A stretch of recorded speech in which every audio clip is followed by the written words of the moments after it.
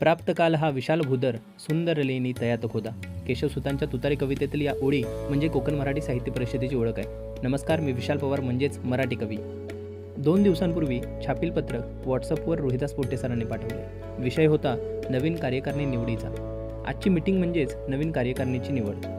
सन 2000 साली कोमसाप शाखा स्थापन करणारे संस्थापक सदस्य रोहिदास पोटे यांनी 2022 ते 2025 या कालखंडात अध्यक्षपदाची धुरा सांभाळली आणि अगदी अल्पावधीतच अनेक कार्यक्रम, नवीन पुस्तकांचं प्रकाशन, साहित्य सहली असे अनेक उपक्रम राबवले. या सर्वाची दखल घेऊन 2022-23 सालचा वामनराव दाते स्मृती उत्कृष्ट कोमसाप शाखा पुरस्कार आमच्या पनवेल शाखेला मिळाला.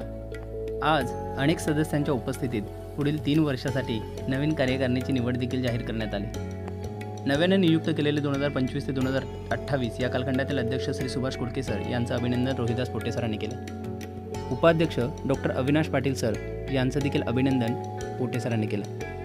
यानंतर सचिव श्री विजय गायकर यांचं देखील अभिनंदन करण्यात आलं. त्यानंतर खजिनदार श्री काशीनाथ जाधव यांचंही अभिनंदन करण्यात आलं. जिल्हा प्रतिनिधी विशाल पवार यांचेही अभिनंदन पोटे सरांनी केले. नवीन युवा शक्ती प्रमुख श्रद्धा तारे मॅडम यांचं देखील अभिनंदन करण्यात आलं.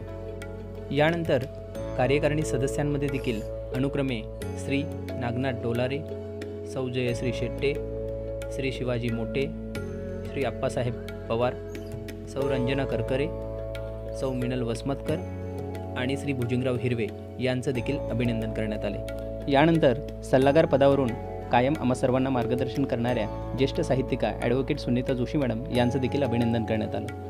त्यानंतर माजी अध्यक्ष रोहिदास पोटे सर यांना देखील पुष्पगुच्छ देऊन सत्कार करून त्यांच्या मार्गदर्शनाखाली यापुढील प्रवास घडावा अशी आशा व्यक्त केली.